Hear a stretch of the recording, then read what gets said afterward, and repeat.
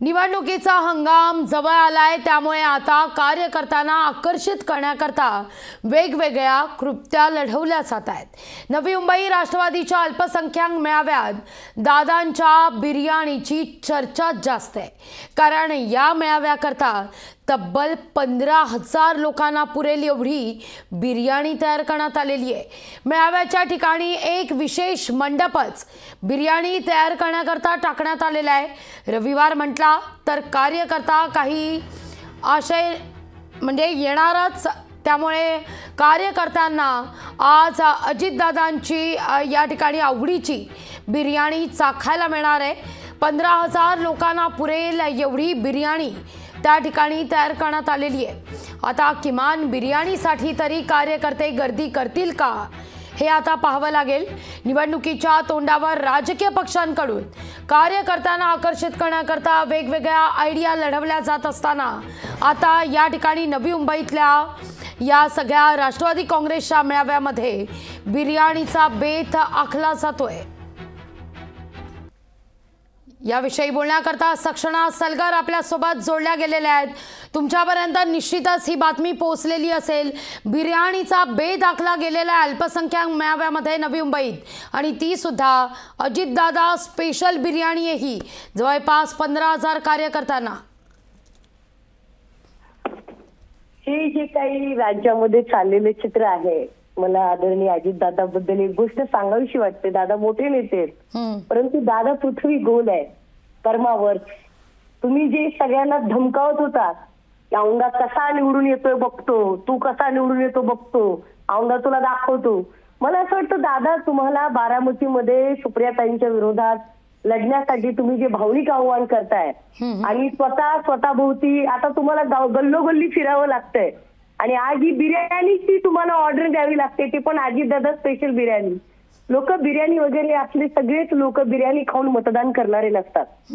महाराष्ट्रामध्ये स्वाभिमानी जनता सुद्धा उरलेली आहे। देशातली जनता, महाराष्ट्राची जनता बघते, ह्याचा हिशोब होणार आहे लोकसभा आणि विधानसभेमध्ये। कुठली बिर्याणी, कसली बिर्याणी, लोक घरच्या स्वतःची भाकरी धुरडीतली खाऊन स्वाभिमानाने मतदान करायला जाणार आहेत। त्यामुळे अजितदादा गट, गद्दार गट असेल, मिंदे गट असेल, या लोकांनी कितीही बिर्याणी वाटल्या, कितीही दुकानाच्या बिर्याणी आणून लोकांना दिल्या, त्याचा काही उपयोग होणार नाहीये। येणाऱ्या लोकसभेमध्ये आणि विधानसभेमध्ये जनता अगदी स्वतःची बुद्धी शाबूत ठेवून काम करणार आहे। अजितदादा पवार यांच्या पायाखालची जमीन घसरली असल्यामुळे अजितदादांना बिर्याणीची अवतरणे द्यावी लागतायत, परंतु पंक्तीला 50 माणसं असतात, भजनाला पाचच असतात। तसं तुमच्या कामाला कुणी येणार नाही। ही पंगत उठल्यानंतर लोक घरी जाणार आहे आणि चांगल्या पद्धतीने ढेकर देऊन त्यांच्या डोक्याला जे पटणार आहे तेच करणार आहे, मला खात्री वाटते। अगदी सक्षणाजी, कालचं सुद्धा तुम्ही अगदी काल परवाचं भाषण ऐकलं असेल दादांचं। दादा म्हणालेले होते की भावनिक राजकारण करून रोजीरोटीचा प्रश्न सुटत नाही, आणि आजचा बिर्याणीचा बेत विरोधाभास नाही वाटत? ते जे काही बोलतायत सध्या, मी म्हटलं ना आपल्याला की दादाच्या पायाखालची जमीन घसरलेली आहे। ते दुसऱ्याला म्हणतात भावनिक आव्हान करू नका, स्वतः मात्र डोळे ओले केले।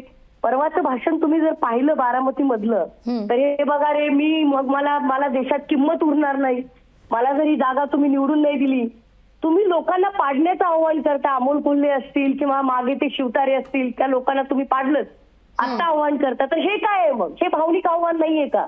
तुमचे डोळे का ओलावतायत?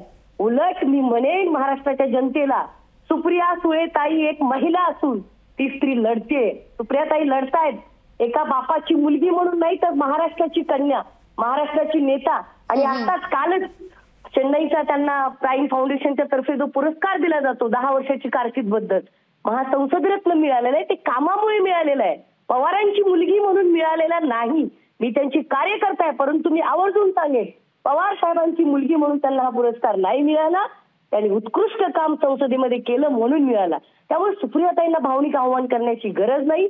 उलट अजितदादांना बिर्याणी असेल, हे बेत सगळीकडे गावोगल्ली बिर्याणी देऊन लोक गोळा करावे लागतात, ह्या दादांचं फॅल्युअर आहे, यात ते अयशस्वी झालेले। आणि जनता, मी मगाशी म्हटल्याप्रमाणे, बिर्याणी जरूर खाईल तुमची, ढेकर दिली जाईल, आणि मतदान मात्र स्वाभिमानी जनतेचं चांगल्या निष्ठावंतांनाच होणार आहे, याची मला खात्री आहे। निश्चित सक्षणाजी, धन्यवाद आमच्याशी संवाद साधला त्याबद्दल.